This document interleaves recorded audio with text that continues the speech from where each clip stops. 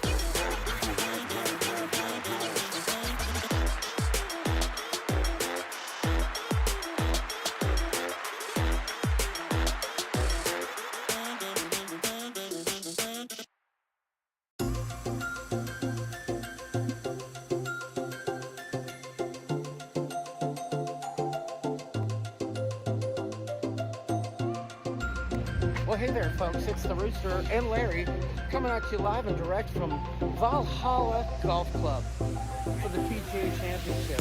We're here. It's a madhouse. There are people everywhere. But we're going to go in and watch some high-quality golf. Stay tuned for more.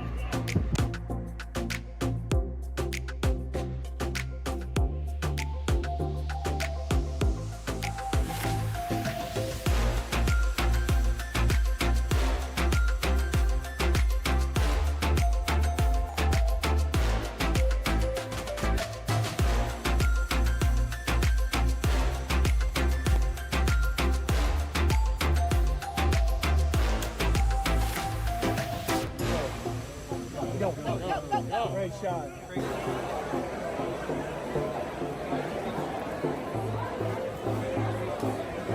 Big Al.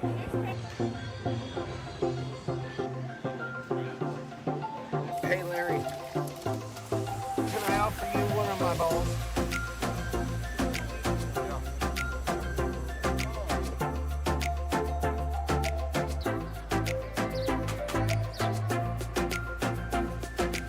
How's it going, Larry?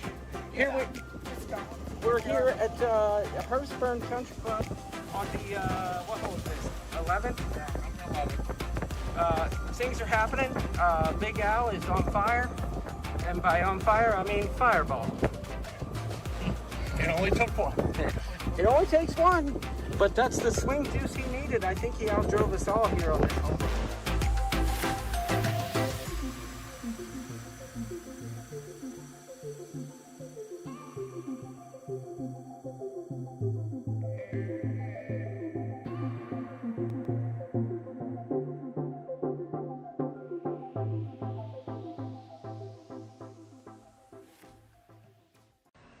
Hey shipheads, it's Trevor, and today's Wednesday, which makes it ship show night, eh? So maybe tonight I'll show you how to take your boiled water and actually do something with it. Stay tuned, you never know. Bagah!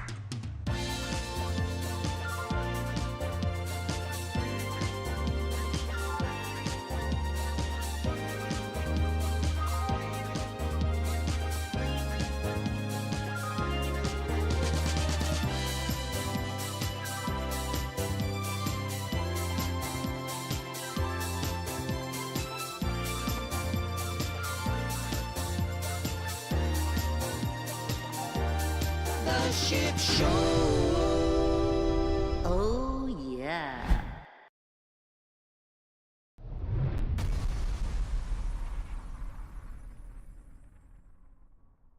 My goodness, we blew up the stinking daggone freaking screen right there. Did you see that, Larry?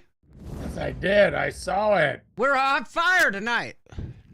Well, I was expecting you to wear, our prison orange. I didn't. I'm sorry. I don't know what I was thinking. I was thinking about giving you a text and saying, hey, since Scotty got off the hook today, maybe we wear the orange shirts again. Yeah, I blew it, Larry. I decided to. Well, I didn't wash my shirt since I've been home. If you know, I'm not allowed to use the washing machine here. I'm just telling you all right now. I am not allowed to use the washing machine. It's a thing. It's a rule. Anytime I ask to use it, I get in trouble. So I wait until no one's home. Stop! I wait until no one's home, and then I sneak it in. Do you just keep going to Kmart and getting new BVDs? Oh, no, Larry, you have no idea the amount of clothes I have. I am telling you, I have enough clothes to last me 4 months. Easily. And I do know you like to wait till you have nothing left and then you do it all. Yes. Can't imagine why Kelly has that rule. I'll tell you why she's got that stinking daggone freaking rule. It's because she does laundry every single day and she leaves it in the washer. And then when I go to use it, I'm not allowed to put stuff in the dryer because whatever. I don't want Kelly even touching my laundry, first of all. Everyone knows that. Kelly knows that. There's a special scent that is required when I do my laundry. I wash certain clothes together, and there's certain clothes that I don't dry. Apparently, bras don't go in the dryer. I just don't even bother. Luna, don't even think about it. Golf shirts do not go in the dryer. These kind do, the stretchy kind. I don't put any golf shirts in the dryer. Listen, Kevin, I've been doing my own laundry since 1991. I know how to do laundry. It's just that every time I go to do it, there's something there, and I don't put it in the right basket, or I don't do this. So every time I need to do a load of laundry, I get the business. So, I've learned to pick my battles and do my laundry when I can. So I hear you. That's a good choice. It's good to see you. Yes, you too, Larry. Sorry we missed last week, but seems like we just got back from Louisville still. It doesn't seem like 2 weeks already. I know. Funny thing, every time I say, hey, I can't make the live stream, somebody has something to say about, it must be lawn stuff, or you must be golfing. Sorry, can't make the live stream. I have an early meeting in Detroit. Or do you mean golf tea time? For real. It's ponderous, Larry. It's ponderous. You think I would lie about it? I had to get up at 4:30 in order to get to Detroit to go pick up. This is a funny story, y'all. We had a trailer at work broken into in 2021, and I got a call the Monday before we left for the PGA Championship from the Port Huron Police Department telling me, hey, we got your crap. Come get it. The case is closed. It's yours, and it matches your list completely. I get to Port Huron no, that wasn't the reason. I had a site walk on Thursday, but Tuesday, anyway, I go to Port Huron, and she takes me down to the cage, Larry, and there is 200 bags of evidence. 200 bags of evidence. Each piece of equipment is in a bag, and I start going through it, and finally the lady's like, look, just take the crap. It's going to go to auction. There's no sense going through all this stuff. It matches your list, and the only other outstanding case that we have is for a crossbow, so it's most likely yours. I'm here to tell you that about 50% of that stuff was ours, and the other 50% was some poor unfortunate contractor who didn't file a police report like I did. I just want to know why they sat on the stuff so long. Because they had to wait for the case to close and appeals to go through and all that. Now, that being said, in the mix of all that, the last thing she says, go out to the outside cage. We have one more thing, and I'll load it in your truck. Of all things that I could have used. It did not belong to my company. I was just complaining to York how my weed whacker attachment edging device hurts my back because my driveway is like 400 feet long. You know what I'm saying, Larry? I do. I've seen your driveway. Yeah. So the last thing she pulls out of that cage is an old Craftsman 3 horsepower walk behind edging machine. I said, I'll take that. Thank you very much. And here we are. Okay, we'll have to see that tool in action. But anyway. Oh, that's what she said, Larry. I know. Hey, I just thought I'd let everybody know that when we got to Louisville, John hit a little bit more traffic than I did, so I went right to the hotel. He calls me, and we had a rendezvous point, and he's like, I'm just going to have to meet you there. I texted you the address. I had plenty of time to get there. So when we get there, we see John Daly's new, what he's hawking, Good Boy Vodka Seltzer. Yep. So I am here to say that I bought a variety pack, and I did not open it in Louisville. You got like the Arnold Palmer version. No, I thought I did, Larry. As it turned out, it was a variety pack. But I think it's still, because the one, you left one in the hotel and I drank it, and it was blueberry tea and lemonade. Yes. But I still think it was variations of that. Yes. These, I gave some to some people the other day, and they were like, oh, geez, these are god awful. So I thought I would taste one. This is summer watermelon. And by the way, we did not see John Daly drinking any of these. Well, what you have in your hand is not the John Daly version of it. His are all it's a combination of tea. Because I'm here to tell you, lemonade. the iced tea and lemonades are delicious. But that was good, because I had one of those. You gave me one of those. Those were good. I wish I just would have bought like a 12-pack of just those. If they existed. Agreed. And I can't find it here. I know where they serve it, but I don't know where to buy it. So I'll have to keep looking. But this is okay. I tasted somebody's the other day, and it tasted like perfume. It was horrible. It was like peach mango, and it was just not good. Jacques Itch said that John Daly smelled just like an ashtray. I didn't notice an odor. I didn't notice. I didn't notice it. The only odor I got from him was the odor of, I don't really want to be here, but I'm here. He was not unfriendly. I'm not saying that. He was not mean by any means, but he was clearly going through the motions. I did get him to sign my darts and carts hat, which now I can't wear anymore because I want to save that. And I had him sign my flag, my PGA Championship flag. Only signature I got, because the stinking daggone freaking kids have monopolized any kind of autographing that can happen at the PGA tournament. So those days are over, unless you're some kind of jerkwad who's not afraid to give a kid a right arm shoulder shiv to get an autograph. That being said, we're standing in line, or Larry's standing in line, right? I gave Who's you an the first person you met?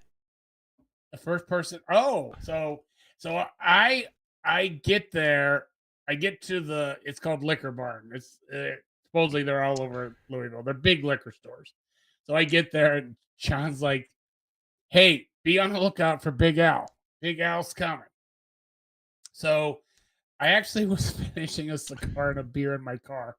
Finished that, and then I was walking up, and people said the line's getting big. Well, the line inside was the whole store, so they set up a queue outside. So I'm sitting in a line outside, and I'm like, how am I going to pick out John's dad? All of a sudden, I just hear my name called, and it's him. And he comes walking right over. I'm like, how did you know? How'd you know it was me? And he's like, you're kind of easy to pick up in the crowd. I was like, okay. So then him and I, we had we had a chat for a good 20, 30 minutes till John got there. And then we went inside. That's when we met Jokic. Jokic was there. And he kind of got us through the ropes and all that. So Jokic is in this chat, and I don't want to give up his real name unless he wants it given up. So I'll let Jokic say it. But there were pictures of Jokic in that little intro that I did. Yeah, and Larry, yeah. I'm telling you, I went to the driving range this evening. I got back here at 7 o'clock. I threw that little thing together in like 30 minutes. There were so many good videos in there, but I didn't have time to like do any edit for it. So I did what I could. But Jokic was in that picture. So I was going to bring up your autograph thing. So on day one, it's just John and I. And he had never been to a tournament before. And we just literally walked in. We came in kind of a back way. And when we came in, I said, hey, we hadn't walked that much. I'm like, this might be a pretty good spot. It was near the 16th green, so you could see them hit from the fairway to the green. And then they walked right over to the 17th tee. And when you walked, we were at the 17th tee. And then I said, all the big groups are about to come through here. We're not moving from this spot. Oh, yeah. As the big names started coming in, yeah, I know what you're about to say. We had to give up on 16. We had to give up going back and forth because we wanted to be right on the rope. So we were right on the rope, right at the tee box. And I'm telling you, you saw some of those shots from that 17th. Just unbelievable. But so he, for whatever reason, John brings this flag that has one autograph on it from the night before from John Daly. Oh, I said, I'll give you $20 if when Tiger Woods comes up, you hold that flag out in front of him and say, Tiger, will you autograph this for me? He wouldn't do it. I'm like, he won't sign it, but it will be a classic video. I wanted to ask Tiger, excuse me, Tiger, is it Coco K or Coco Key? But he looks so serious. He was focused. They all are. And so Rory comes up, and you have to picture this golf course. It's this is classic. Majors and Ryder Cups. And in order for them to keep playing there, they have to keep building new tee boxes.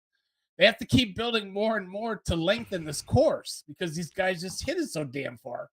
So he's on about. Well, wait a minute, Larry. Speaking of that, I'm just telling you, on the 17th hole, if I had to tee off from where the pros were teeing off, I couldn't even make the fairway. It was about I'm guessing a 245 to 250 carry to get to the fairway. Yeah, I don't have 250 carry. I can hit it 250 rather consistently lately, but that's not carry. And it was the same on 18. We stood at 18 and that par 5, and they just annihilated. But so Rory comes up. He gets to like Rory McIlroy. Rory McIlroy gets there. He gets to like the second or third tee box, and all of a sudden he turns his walk into a run. And his caddy is already back on the back tee box waiting for him. So I was filming this, by the way. Yeah, I'm thinking, I guess he just is trying to limber up, stretch her a little. While he was running, he gets to his caddy and just keeps on running off the hole and right to a Johnny on the spot. It was hilarious. Everybody's like, "Where is he? What is he doing?" And he just kept on going. I'm so mad because I was filming when this was happening, right? But I thought he was just like trying to run to get away from the crowd, so I turned off my camera. I turned off my camera, never in a million years thinking that he would run straight to the porta potties. I hate when people call it a porta john, Larry. I am not something you pee and poop in. Johnny on the spot. No, it's a freaking porta shyster. I am not something you poo and pee on. That's all I have to say. And Dad, you need to go file a lawsuit for the people that named a toilet a John. And for the first person that wants to come in the comments and give me the history of why the toilet got the name John, don't. It's a joke. I don't need corrected. Tess has no interest in golf, but she watches. Anyway, that should tell us how much she likes us, Larry. Listen. It was fun. The course, and even if you don't golf, just walking the course or seeing it, I mean, it's majestic. It is like really, it's just really cool, really neat. Yeah, it's It when was I a lot have of to fun. tender We to a unfortunately port. were unprepared that we thought there were gonna be more stands, and so we stood and walked a lot. Oh, By dude, the end we of the day, were. I was pretty wore out. Listen, y'all. Larry and I were in bed every single night by like 10 o'clock. Don't say it. Oh no, we were asleep by 10. We were in bed by like 9:30. We didn't even get drunk. No. Not one time. We didn't even party. Like we literally we went to bed. I mean, but I still had a fabulous time, and quite frankly, I got quite a bit of sleep, so I was refreshed. But Trevor's mad, Larry. He's mad that the NHL playoffs are on, and we're here talking golf. Well, Trevor, how about if it was the week after Bromania? Should we have talked Bromania, or should we have talked hockey? Yeah. So actually our first day was we got there at night, and it was great meeting Jokic. We hung with him for a while. I got to meet Big Al, got a picture taken with John Daly. And when it was your turn, like if you wanted a picture, he was just totally stoic. But when you wanted to take a picture, he like was just go, he'd do a quick smile, get your picture. He would sign anything you had. If you had 5 items, he'd have signed them all. Yeah, and very good about that. Quite frankly, I think that's the only way to get through that line, because if he were cordial to everyone who came through, it would have he's trying to get out of there. So you just got to kind of put your game face on and go. But it was a timeline. It was like from 7 to 9. Mm-hmm. So at 9 o'clock, they're gonna cut off the line at a certain time, and then he's just gonna leave. He might say a little bit extra, but it was fun. It was very fun. I got to meet your dad. I got to meet Jokic. Yep. I'm just going to say it, Mike Williams. Mike Williams is Jokic. Of course, we went with John's dad, and that was a lot of fun. We it rained all day. We got rained on for quite a while, and it got to be the afternoon. It was just you just start feeling waterlogged, and it's becoming more and more difficult to walk because the ground's so wet. You're afraid to slip, fall, be covered in mud. So we then went to this really cool bar. No. What was it? Double Dog? Air Dog? Double Dog. And yeah, it was good. It was fun. It was a good time. Well, I can't say enough about it. Big Al says John's sister and brother-in-law. Yeah. Big Al says, have to tell y'all I had a blast with John and Larry. Yeah, we did. I mean, we hung out with my dad on Wednesday night. Then we hung out with my dad on Friday. Then we hung out with my dad again on Saturday. Went golfing and went to Buffalo Trace and all that. And Mike Williams joined us again for the Buffalo Trace excursion. So we got to hang out with him as well. Too bad we couldn't crashed Mike Williams' house and raided some of his bourbon stash, but there's only so much time you can squeeze. I liked when Mike said though, he's like, Buffalo Trace, yeah, I use that as mixers. Come to my house and you'll see that's if you just want to mix drink. And I was like, oh yeah. He's like, you can have anything you want, anything. I got a couple specialty things. Other than that, you see it on the wall, you can have it. I was like, oh. I wish we had time to. It sounds like a great time. And he said he lived really close to where our hotel was. Yeah, and you know what? Where we stayed was pretty kind of out of the way, right? It was out of the way. Tess Armand is crying and says, wow, I don't know what that means, but I'm sure it'll suss itself out. We were kind of out of the way, right? But I got to tell you, Larry, there was two things about the hotel. The hotel was clean. It was nice.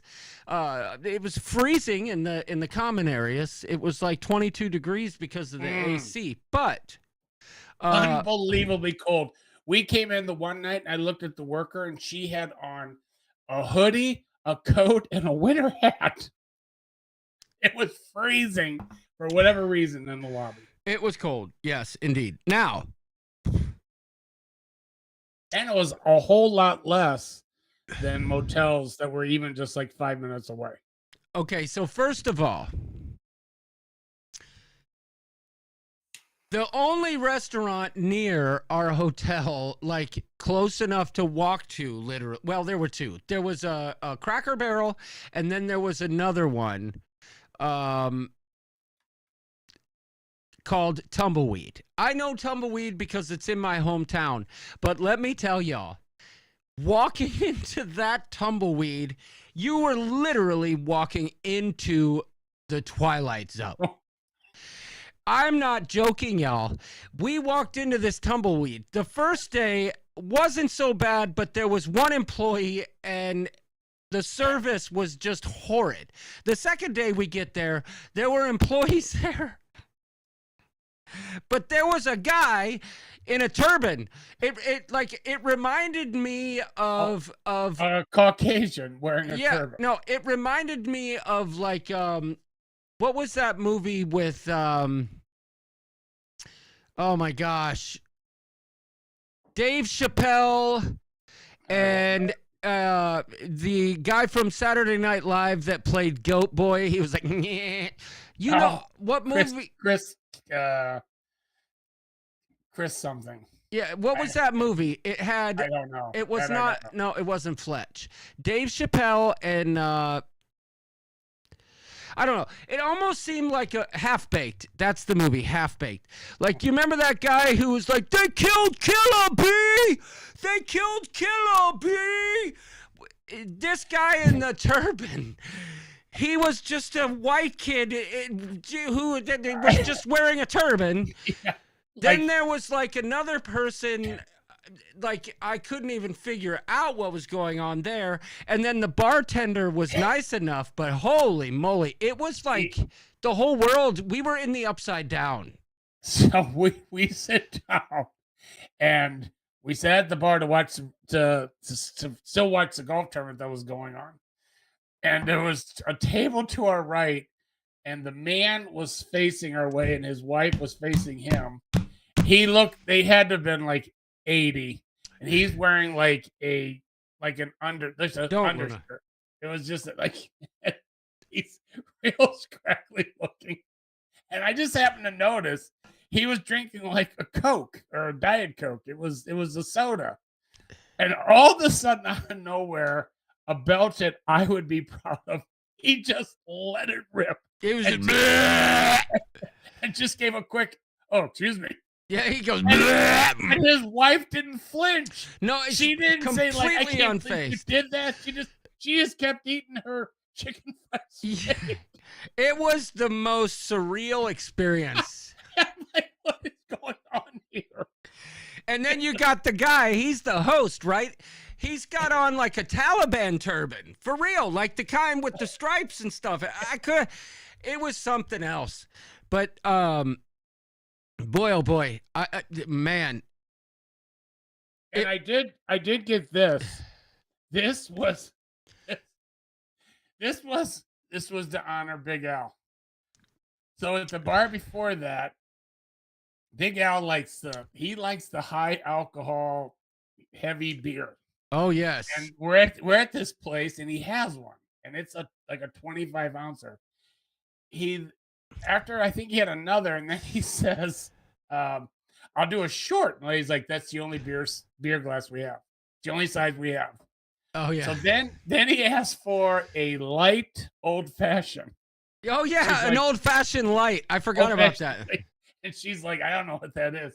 So finally, John's like, "Dad, they have what Larry's having. It's like it's a light beer. It's like Ultra." So I get these quite a bit. Oh my gosh, I remember this. I get these. This quite is a bit. classic Big Al moment. So it's Yingling Flight. So it does not taste anything like regular Yingling. Imagine Yingling's version of Michelob Ultra. That's what it is. So they get one of Al. Al takes a drink. I said, "What do you think?" And he says, "I think it tastes like horse piss." And I said, "When's the last time you drank horse piss?" And he said, "I do live in Kentucky." I Oh, didn't know what that meant. But he did not like Yingling Flight.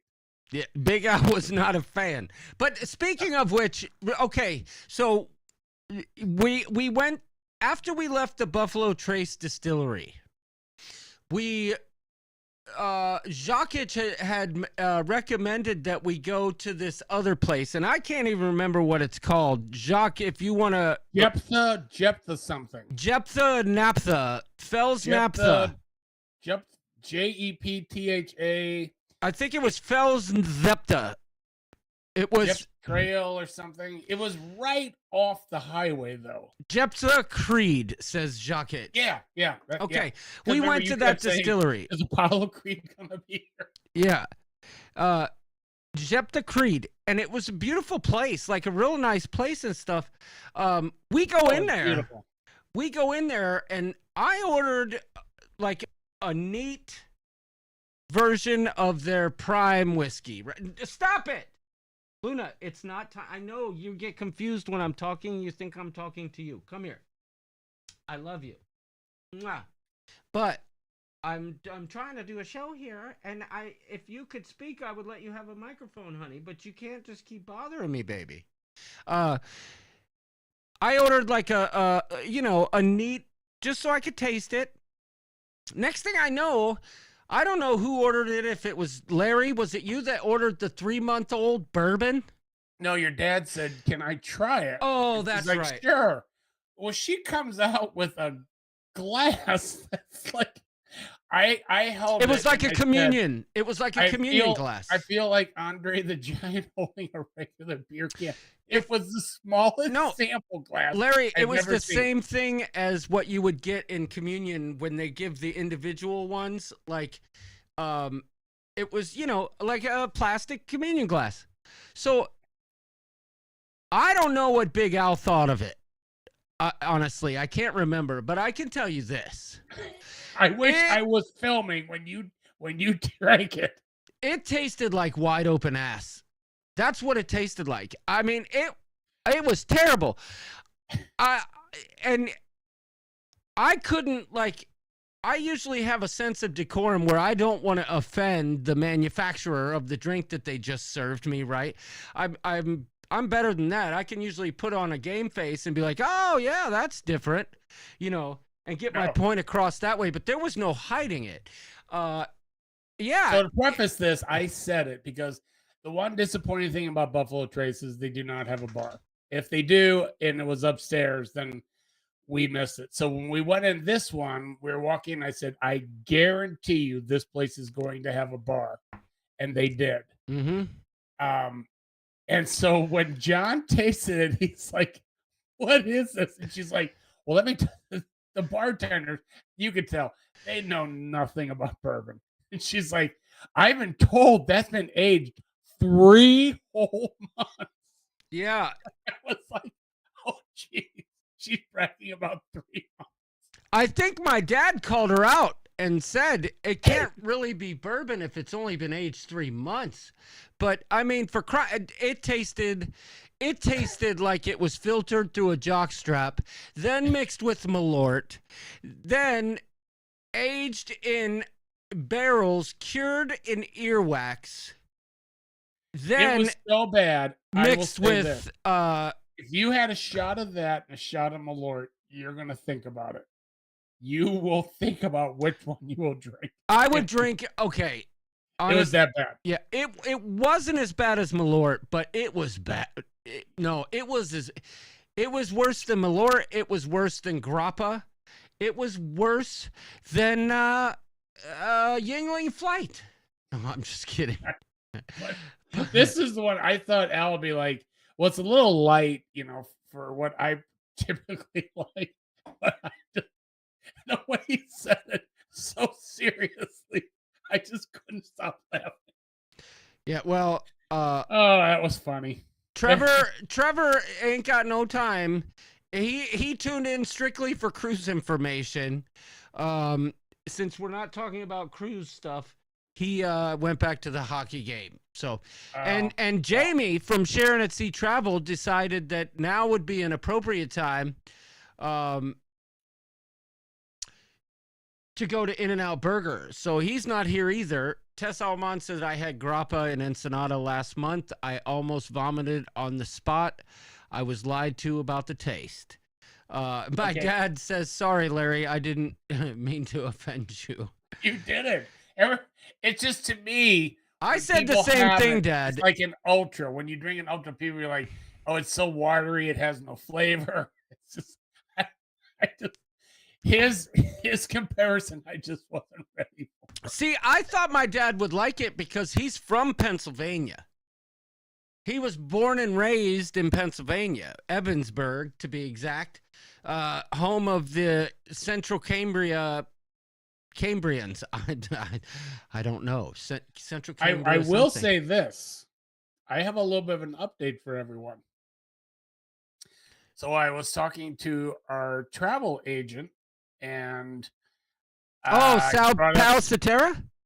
I was talking to Sharon and Jamie, and I don't know the I'm absolute not quite exact, familiar. Who is that again? North America's travel agent, and then I don't know what his title is yet. I'm not sure about that. I'm not sure what his title is, but we are at or just over 90 cabins. Nice. For Coupe Cruise. And 20, I think it was 20, about 20 of them. Maybe, I think it was 15. I think 15 of them were single cruisers.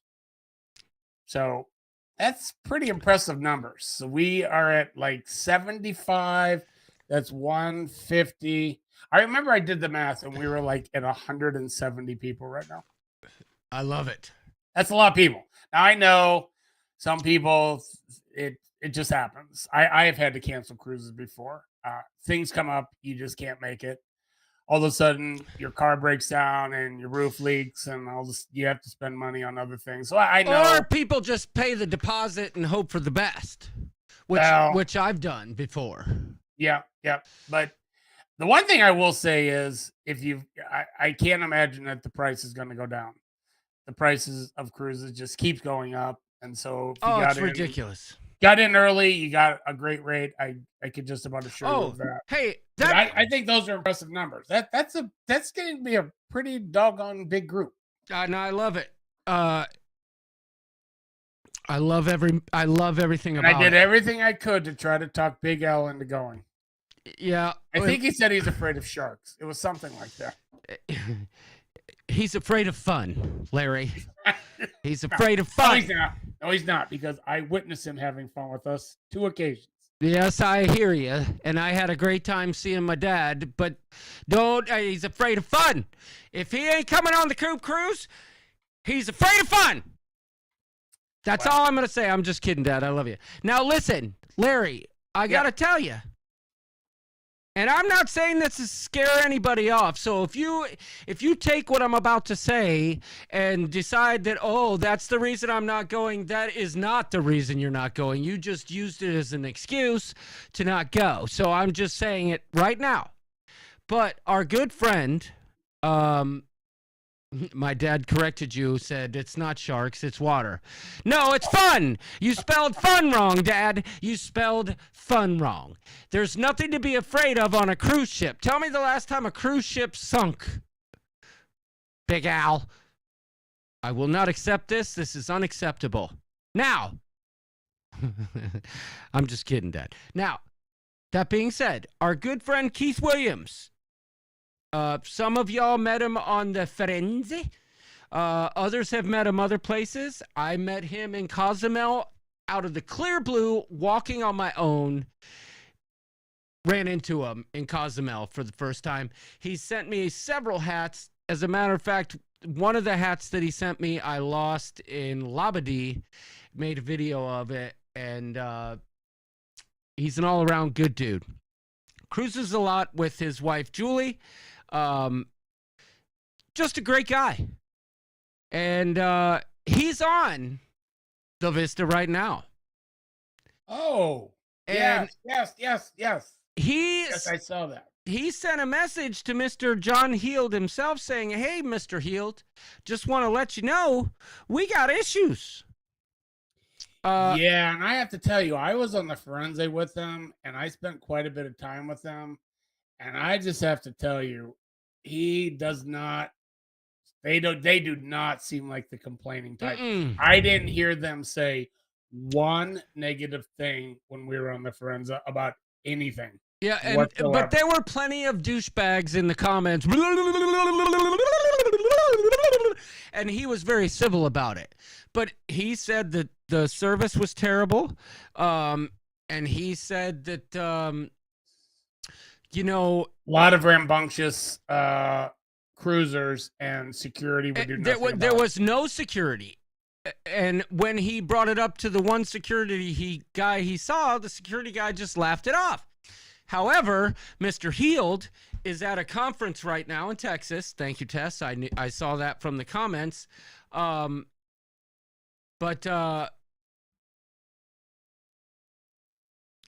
they asked Keith to repost on Thursday, which I thought was interesting. Like, this could be passed along by whoever's managing the page at the time. They were giving Keith specific instructions on where to post on Thursday, blah, blah, blah, blah, blah. But I get it. There were people saying, oh, you shouldn't post it here. There's better ways. Whatever. Suck it. If you want to send it to John Heald, something legitimate, it's better than, this is an outrage, and I know everybody believes me, and everybody's on my side, but there should be feather pillows in every bed. Stuff like that. Like, this was not his complaint. He was saying there is a lack of discipline and there is a lack of leadership on board this ship right now. And, somebody needs to know, because let's face it, we can fill out our surveys all we want. And I'm sure that employees get kudos when, people leave kudos if somebody happens to look at them. But let's be real here, folks. We're talking about what? What do you think, Larry? 300,000 cruisers a week? Is that a bad estimate? Are you saying on Carnival? Yeah. Oh, yeah. Is that a fair estimate, or is that too high? No, that's not too high at all. Okay, No. well, let's just say 100,000. They're the brand, so they have, Princess. Yeah, I'm talking Holland. Across the brand. They cannot be reading all those surveys. Now, I'm sure they have an algorithm that sorts things, right? I think they just take the not the number you give, but the category you give. So good, very good, excellent. That they tabulate all that. That's what they're looking for in tabulating. I don't think they read the comments at all. That's my opinion. 100,000 may be more more accurate. But my point is, they're not every week. There's not people employed to read 100,000 freaking post-cruise jammers. If they were, that would be, by now, someone would have changed the chef's table menu on Royal Caribbean. But I digress. Keith had legitimate concerns. I don't have any concerns by the time we get there, because if it makes it to Heald, there's gonna, you know what I mean? The hammer's gonna drop and things are gonna change. So by the time we get on board, whatever's happening now is not gonna be happening. Isn't he on the Vista? Yeah. Well, we're on the Horizon. Oh my God, I'm such an idiot. Oh my God, I'm an idiot. I connected it.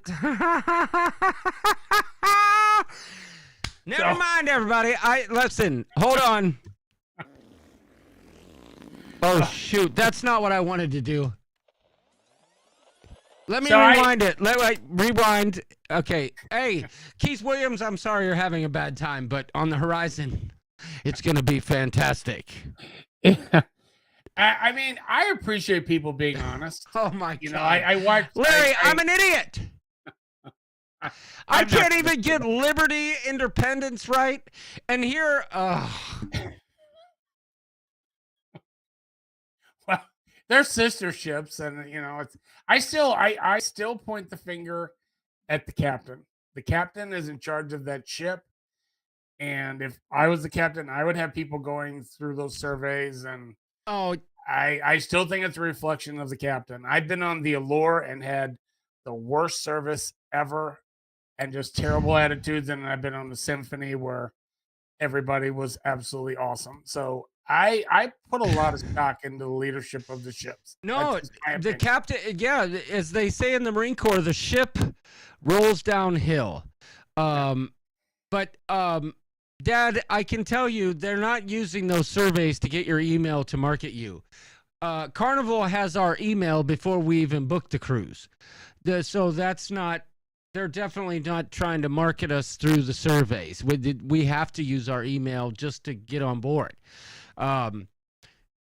But they ain't reading those surveys, except, you know, there's probably an algorithm. If somebody says one, it gets auto served to somebody, and they triage it out.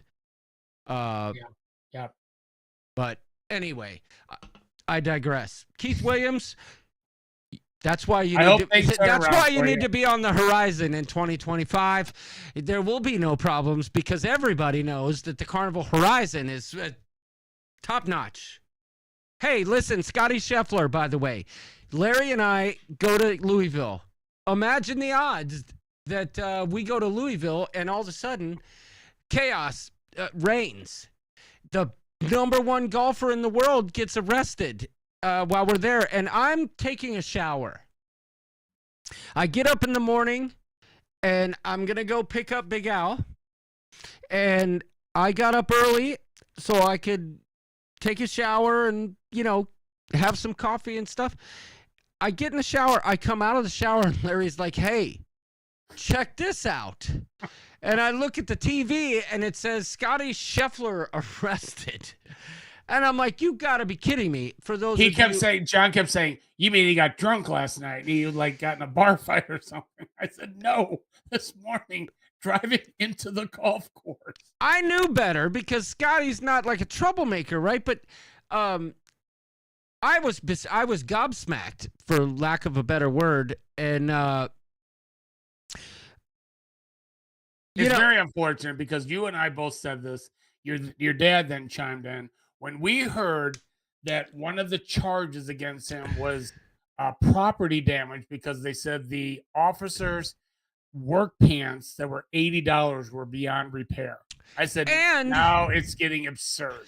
yeah, I'm not going to get into the politics of how they handled the situation, but I will say this. We thought that we were going to be the clever ones.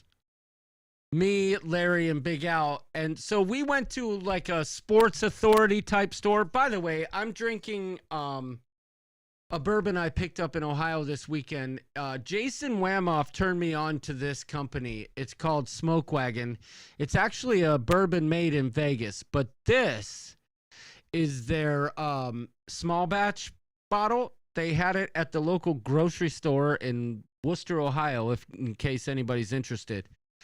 It is such a unique whiskey, even on the cheap bottle. But this small batch, it's stellar. And lately, Larry, I don't know about you, but I've gotten rid of the rocks. I just have like a finger, and I drink it neat, and then I go to bed. This stuff is so good. Now on Ship Show night, obviously, I'm gonna have 2 fingers. And don't anybody comment about that comment. But we thought we were gonna be clever, so me, Big Al, and Larry go to like a Sports Authority type. But we really went there to get chairs. Yes, but we talked about it. We did talk about it. Wouldn't it be cool if we showed up in orange shirts? Mm-hmm. You know, And like really, Prison Orange. Our goal was to get on television. Crazy Legs Travel says 2 fingers is better than 1. Yes, indeed. Depending on your point of view. If you're going in to get a hernia checked, or if you're going in to check your prostate, I think 1 finger will do. But I digress. But we thought we'd be the clever ones showing up in Prison Orange shirts at the tournament that morning because it was delayed for rain, so we had time. We get to the course, and by the time we get there, there's guys already there with Scotty Scheffler's mugshot on their T-shirts. There's guys running around in prison jumpsuits, and we were a fart in the wind at that point. But Larry, I do have to say, I don't know if you noticed, but in today's thumbnail, oh, I did. I happened to change the color of everyone's shirt to match Scotty's. Yeah. Even John Daly's. And that was not easy. I saw that. I was like, oh, he switched them because I did not buy the same ones as you and Al. Yeah. Did you notice the cop, though, in the background? Yeah. It told the story. We're in the hotel, and I'm like, this is not adding up. It's just not adding up. So if anyone has not heard, Scotty Scheffler is the #1 ranked golfer in the world. And that morning, unfortunately, I said to John, oh, my God, somebody's been killed. So a worker that was doing security inside the course was crossing the street, and he got hit by one of the buses that transport people. How that happened, I have no idea. But a man was killed at 5 a.m. And he was a security guard. He was security, yes. So how did he not know? Anyway, that's the sad part, Larry, though. That's the thing. Everybody was on edge. There's no doubt. And people were investigating this guy dying in that. So he just followed orders. They said, go here, turn left. Well, the police officer said he tried to stop him. In doing so, he was holding onto the car.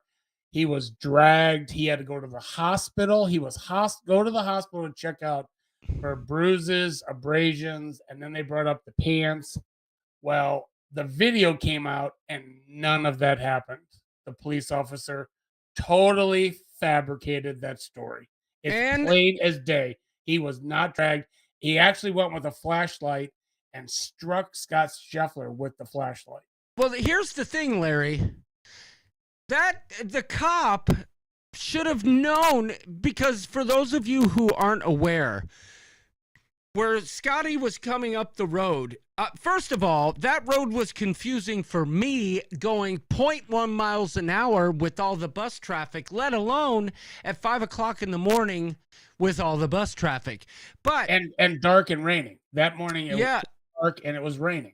But that cop should have known better than to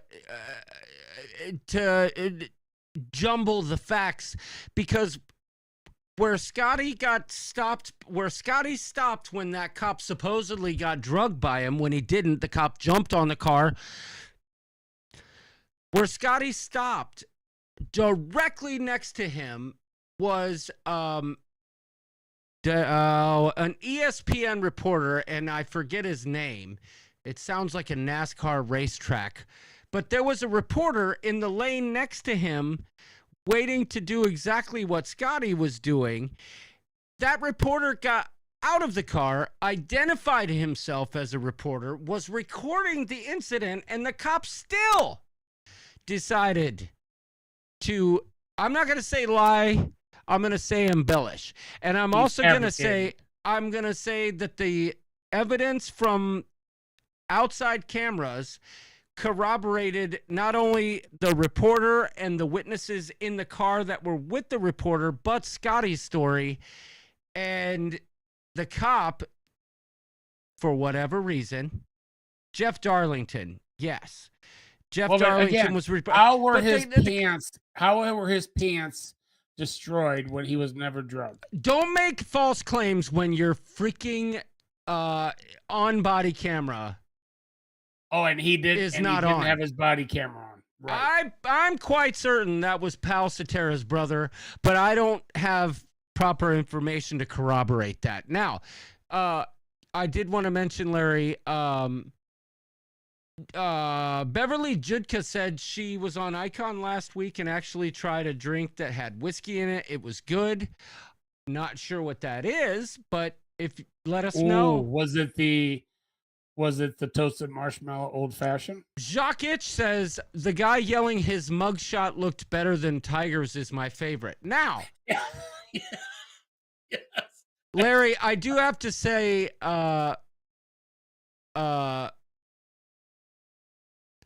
he also owns a personal injury investigation company. Okay, that's what Big Al says. Larry, I have to say, I just, I like to toot my own horn on occasion, if you haven't noticed. But in that mugshot, in the thumbnail, if you notice, if you Google Scotty Scheffler's mugshot, you'll notice that an eighth of his head, maybe a little bit more, less than a third, but more than an eighth, is cut off the top of his forehead in all the mugshots. Okay? Mm-hmm. I used Photoshop and AI to regenerate his whole head in that picture, and it did such a fabulous job. If you look at the thumbnail, I gotta say, it was stellar how it did it, because I tried to put a hat on him. But Did you add that beer to John Daly too? No. But I actually cut and pasted Big Al's hat and tried to put that on Scotty's head. It didn't look right.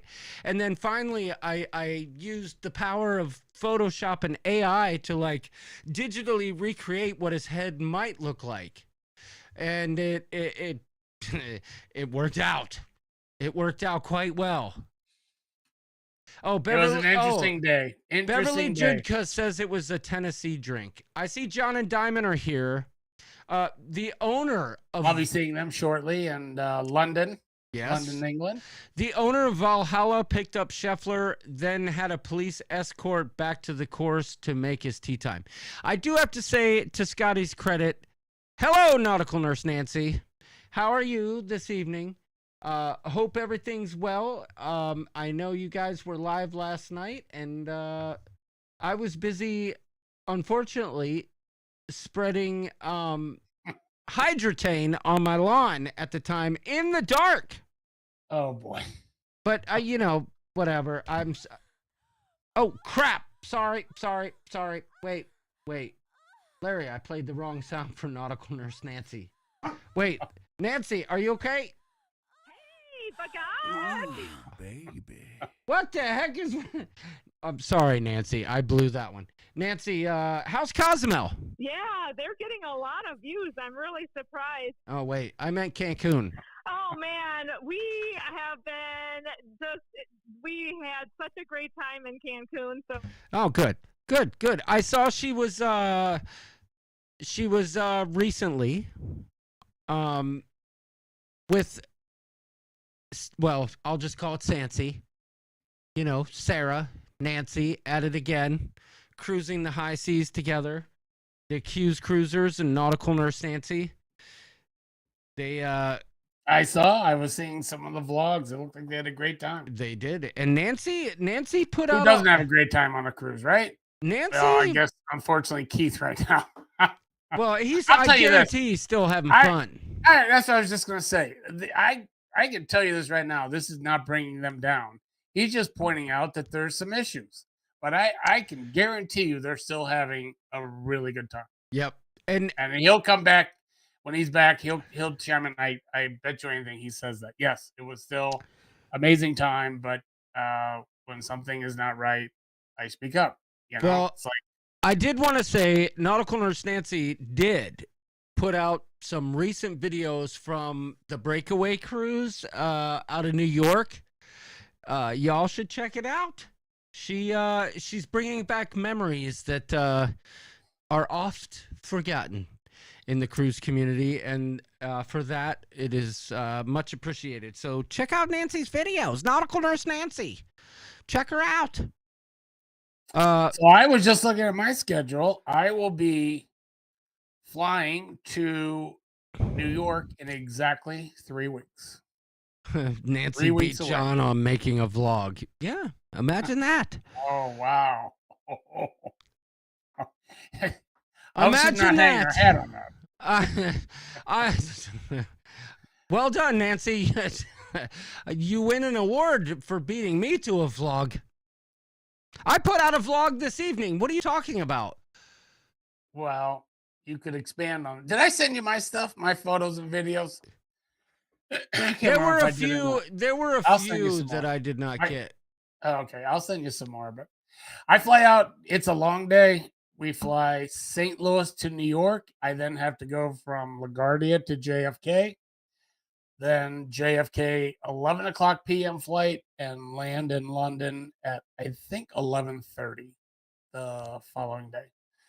So it's gonna be a long day. I hope I can sleep on the plane, but I'm really, really looking forward. I've actually been helping out, trying to find things to do and their proximity in London and Southampton. And it's a small group that's going with Jamie and Sharon, but I know it's going to be a good time. I'm really looking forward. I've never been to Europe. I've never been across the ocean. And so this is exciting times for me. Larry, I have a question. Yeah. And maybe not so much a question, but more of a suggestion. Sure. As a question. Okay.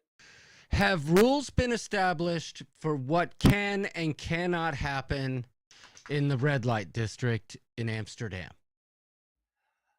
I believe that for Jamie, it's off limits. I don't think they're even. No, I'm talking about you. Oh, for me? No, it's just it doesn't interest me. I don't want to waste. I don't want to waste time there. I've seen people where they walk down the street and it's like, okay, what's the big deal? You know, so.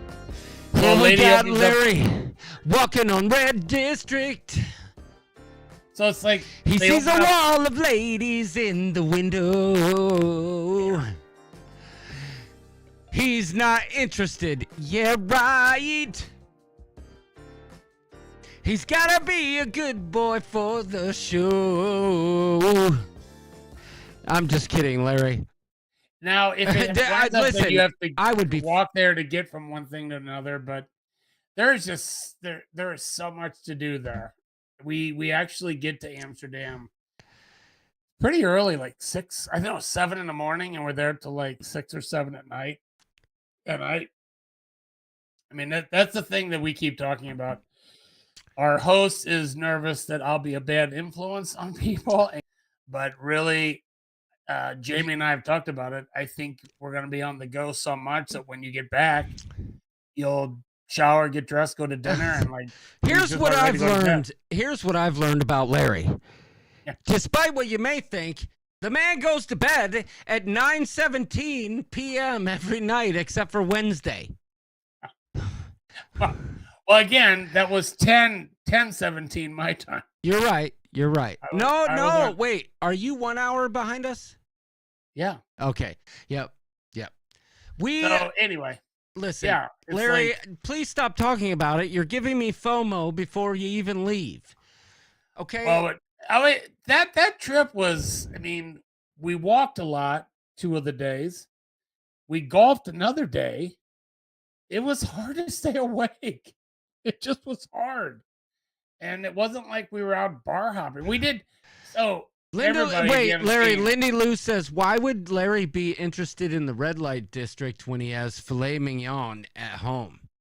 Boom. Ooh. There you go. Great point. Yes. Filet, medium rare. Okay, enough. So we golfed. So that was a big day. That was a long day. So I met Mike and his son, and thank you again for breakfast. You didn't need to do that. Wait, Kelly Renayo says it every time, or somebody says it every time. Whenever I'm petting Luna to keep her from attacking me, everybody says it looks like I'm rubbing your butt.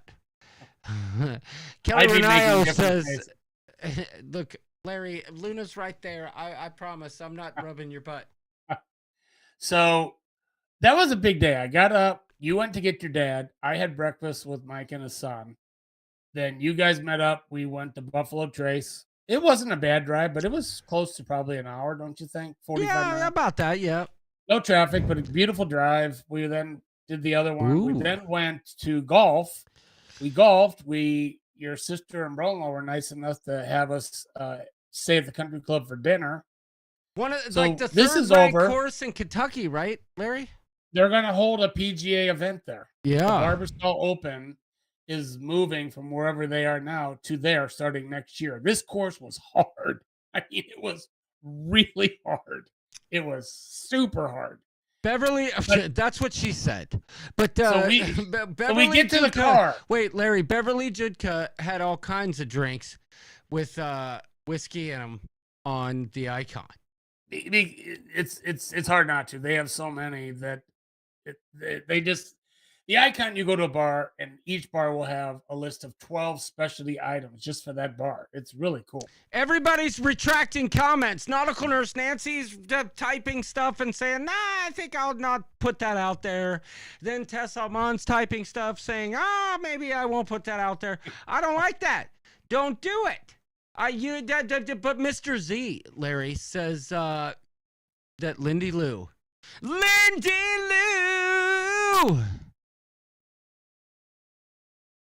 is Mr. Z's filet mignon sous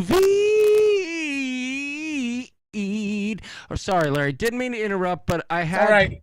So we get done with dinner. We're still at your sister and brother-in-law's country club. We get in the car, and John turns to me, and again, on the golf course, what do you think you had? 2 Coors Light, maybe 3. Oh, you. No, I did forget about this. Your brother-in-law buys everybody, including your dad, a couple Fireball. Yeah, that was in the video. So we get to the car. They hadn't been drinking very much.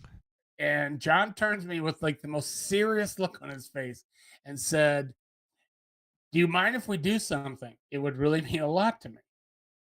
And I'm like, "No, what?" He's like, "My brother has a street named after him, and I would like to go and visit it." And I'm thinking, this is like the coolest thing in the world. But I am also thinking he'll never find it. We'll get lost. It's like he'll have something fouled up. But no, we went right there.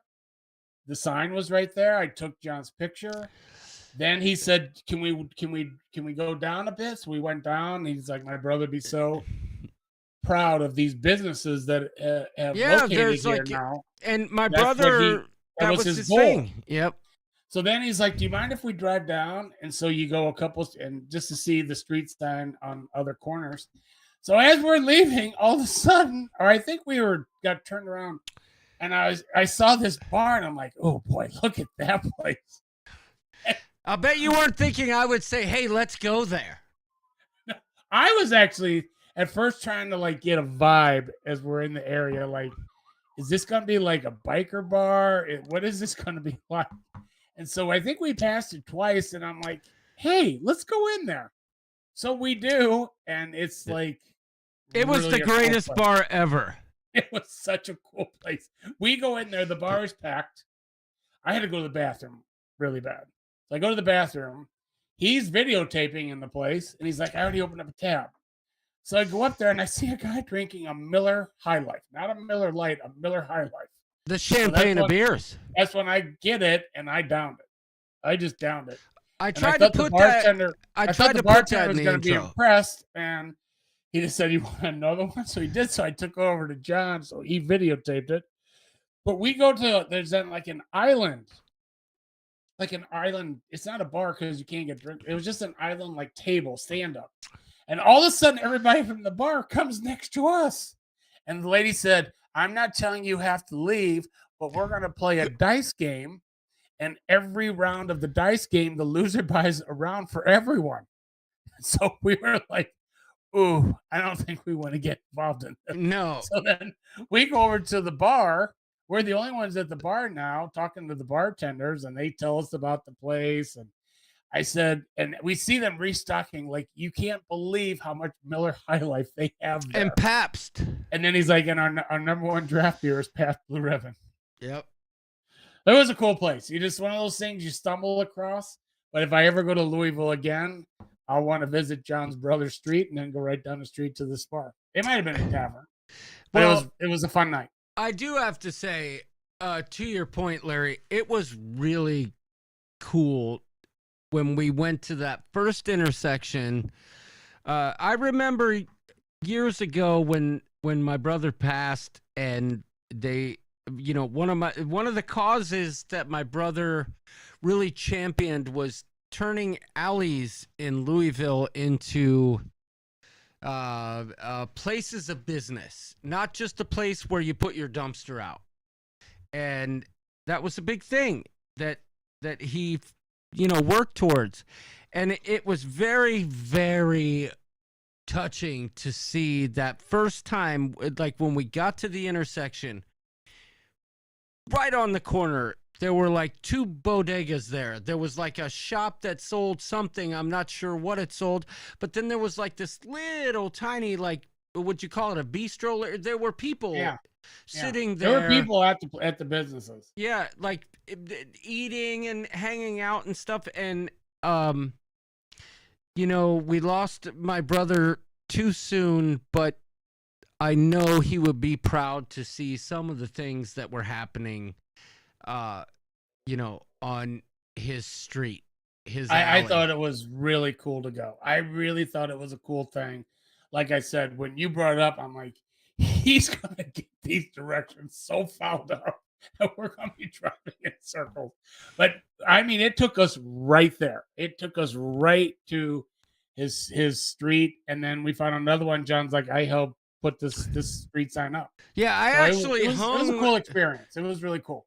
For the original, whatever you want to call it, I actually hung the street sign that day. But now it takes up, I think, was it 4 blocks? I think it was 4 blocks. Yes. Yeah, we went to each 4 one. city blocks. Yep, and it's called Brandon Clayco Alley, and it's really a cool thing. I was glad we did it. I was really happy me for too. you, but Larry, it was really cool for me too. Even if we wouldn't have found that bar, it was still a really cool thing to see. I'm glad I got to go there with you. Like, you know what I mean? Like, the two of us just kind of, we never really, it was never a party, but that was kind of special that we could share that.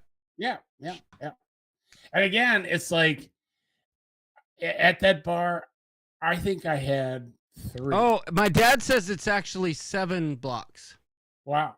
I think we saw 4 signs. Yeah, we kept driving until we ran out of signs. I'm not sure if every corner has a sign. But no, I hear what he's saying, but I thought we saw 4 street signs with his name on it. But even if we would have found that bar, it was still a really cool thing to do. And literally, we had like 3 drinks there. I don't even know if you had 3. No, I just had the one. We're just kind of like, hey, it's like, because then you were getting up early. I wound up getting up early to drive home. So oh yeah, Larry said, and it was like Larry texted me at like 8 in the morning, and he was like, "You could be a thief or something like that. You could be a burglar." Yeah, and you're like, "Huh?" And I'm like, "Dude, I didn't hear a peep from you this morning." Getting up, getting dressed, leaving the room.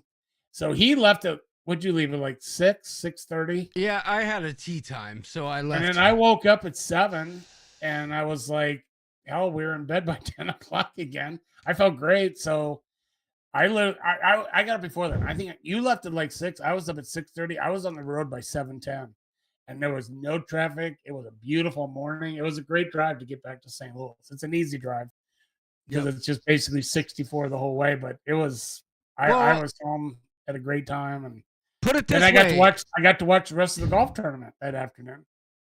It took me 7.5 hours to get to Louisville. It took me 5.5 to get home. That's how bad the traffic was. But so Kevin Brubaker, to answer your question, the event that my brother put on in Louisville was called Parking Day.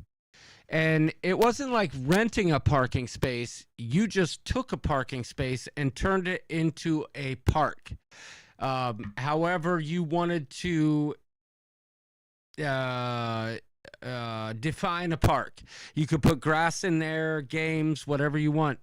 But parking spaces, my brother brought that from San Francisco to Louisville. Somebody would take a parking space, turn it into a green space. And it took life and it grew throughout the city. My brother was a real champion for that city. And, you know, I moved out of the house when my brother was 5. He was in kindergarten. So I went to boot camp when my brother was in kindergarten, and you know, we didn't have a lot of time growing up together. But that night when Larry took my picture, and every time I see that picture, I really get a sense of pride. I'm gonna get emotional, but I totally it understand. makes me very proud, the impact that he had on his city, and that is just a half of what Brandon did for the town. He ran a website called Broken Sidewalk that it's so funny, Larry, because when my brother died, I really didn't know what to do, but I decided that I was going to bring his parking day event to my town, Muskegon, Michigan. And when I was trying to set it up, I was sending emails out. This is uncanny.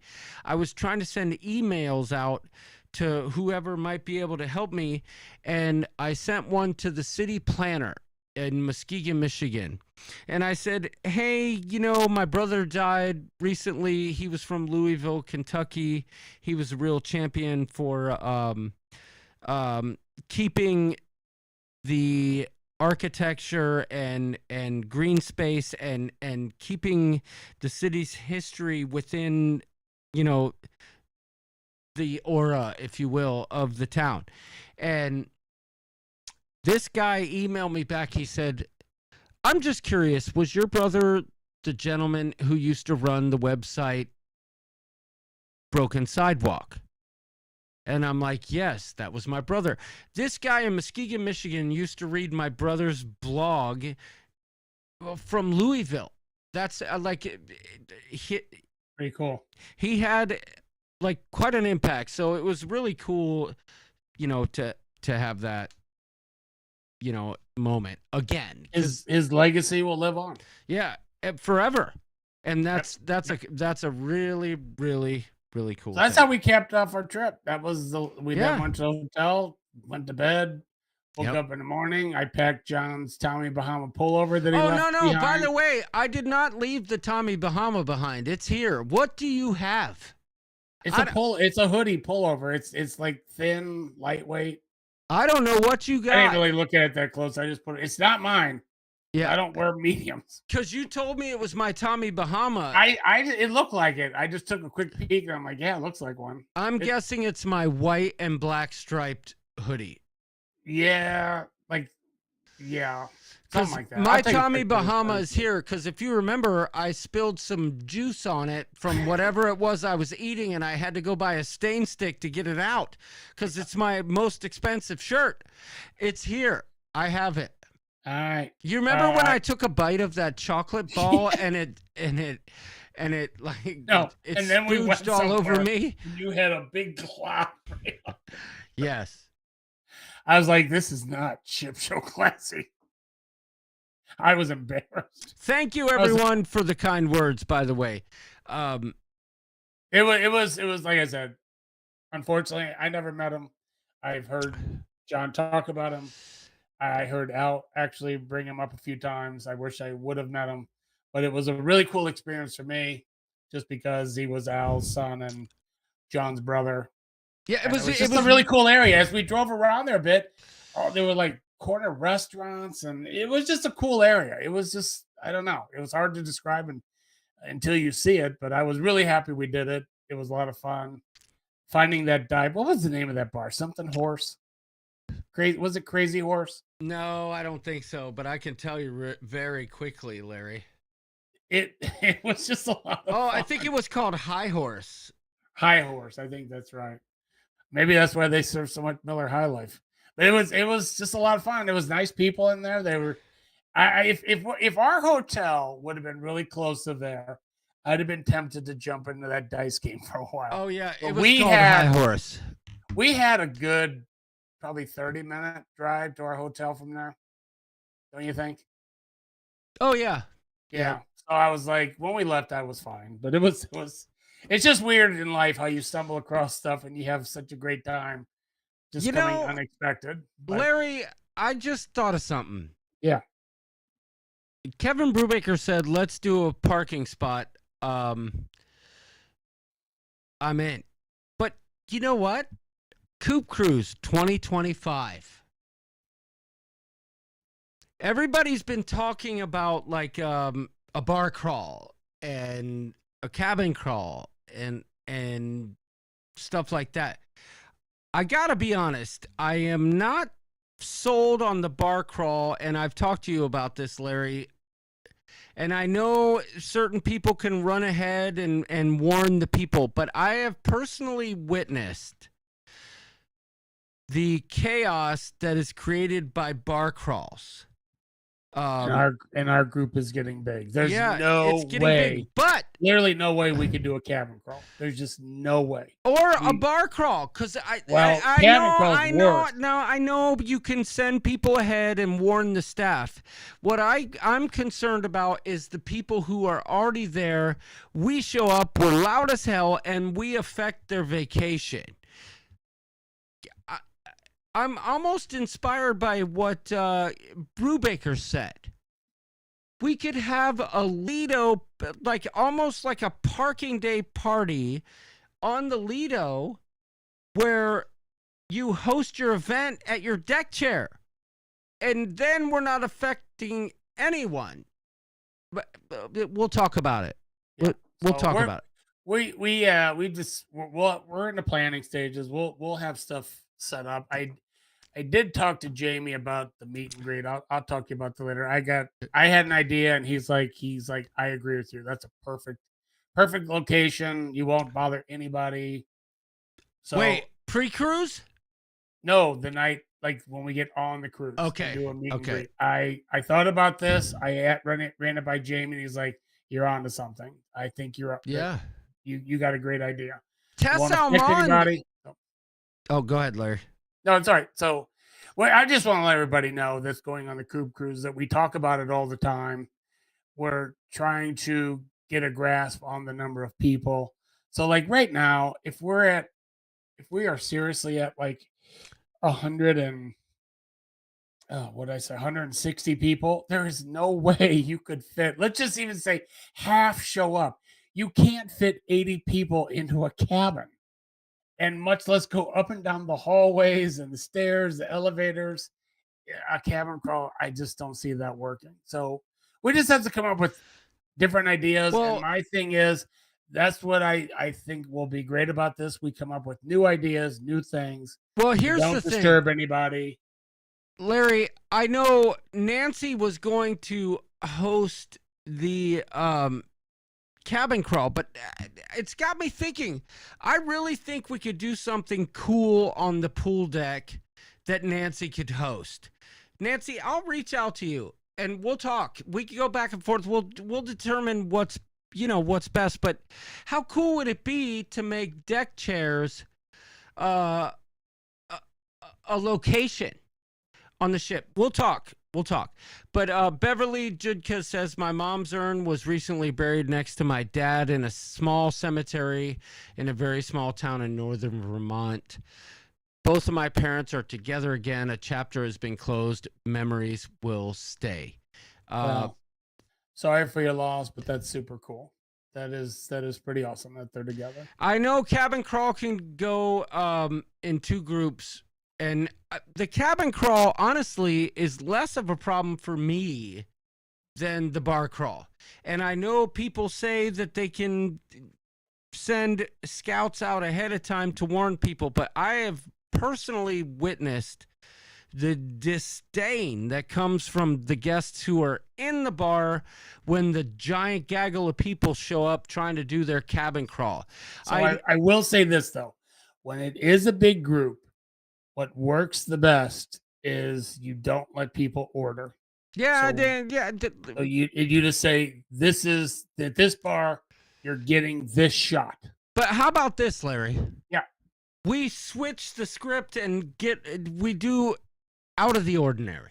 Oh, I'm all for that. That's what Yeah. I'm saying. Let's say we Everybody don't does have to do that. Everybody does a bar crawl. Everybody that has a group cruise does a bar crawl. I'm not saying I don't have fun with them, because of course I do, but I'm all for new ideas, new things. Oh, Jamie's back, Larry. Oh, how was In and Out? Did you get the double? He did. He got the double protein style burger with cooked onions. Okay, well, you missed all the emotion. You missed all the drama. You missed everything. You might as well go to bed. You might as well go to bed, Jimmy. No. Yeah, you talk about somebody who goes to bed early. It's not me, it's him. Well, early. He's 2 hours. Jimmy, I love you. I'm just playing. We did joke that you tuned out of the ship show to go to In and Out Burger. I mean, for crying out loud, we all know you text me when you're driving. You could have listened. Yes. Yeah, he missed out on some deep. We should have had the deep thoughts thing go before we talked about your brother's street. I know. We got a little deep here. Listen, with that being said, truly, we should probably get the flock out of here. I hear you. It was a great time. Good to be back. Larry, I had such a great time hanging with you that week. You know what I mean? There was no like schedule. There was no. We just did our thing, and it was so perfect. So before we close this show out, I do have to make 2 points. 2 very, very important points. I had to call Jamie when I got back. You know what I had to tell him? What's that? You are full of crap. Why is that? He is a liar. How? He said I snore, and you said every morning, Larry, I barely heard a peep out of you. Now, Now, let me say this. You had headphones on. You did have headphones on, and I did not hear you say that on the last morning because you had already left. But the first 2 days, Nope, Larry, like, never once was I affected by your snoring. Yeah. Truly. But That's that number being one. said, I have noise canceling earbuds. So I put those in and played my binaural beat That was music. number one. And the one morning when you set the alarm at 6 o'clock, what time did my feet hit the floor? It's 8:15. No, it was 6:01. I Oh. jumped right up, went right in the bathroom, showered, got dressed, was ready to go. Oh, which day? And you were like, what? Oh yeah, the second day. The second, that was Yeah. Friday. Yes. Friday morning. Because I was dressed and done watching the news when you were in the shower. I know. Good point. Yep. I was out of bed, like lickety split, and I was in the bathroom. Tess I'm Almond ready to go. says Coop Soup might have to be in the pool this time. I hope Yeah. so. That's a good point. Tess Almond, that's a great point. Now, would that be a classic, though, if we filled the main pool? Oh, shots fired. Sharon at Sea Travel says, so Larry gets out of bed for golf, but not Nassau. All right, I had a stomach ache that day. Plus, you had gas the night before and kept me from falling asleep. Yeah, you had some kind of mooning disorder the night before. That's a rumor. I don't think it's on film. All right, listen, everybody. I just want to say thanks for watching tonight. It was a thin group, but the ones who were here stayed throughout. So I really want to mention that especially with all the news lately, Ask yourself before you post something rude to people online. Would you yell at your kid for posting what you posted? Also ask yourself, do I have the strength to do what I tell my kid not to do? Because if you don't, you're an asshole. If you tell your kid not to do something, but you do it yourself, like Richard Yutz. You know Richard Yutz, Larry. You might not, but I know Richard Yutz. No, I don't. You're an asshole. Be nice to each other online. Don't go to private groups to talk smack about people's weight and people's opinions and people's vlogs. Be nice to each other online. Uplift each other. Stop being so damn mean. I second You try to tell your kids, don't do that, but then you act like an a-hole online. You're not teaching your kids shit.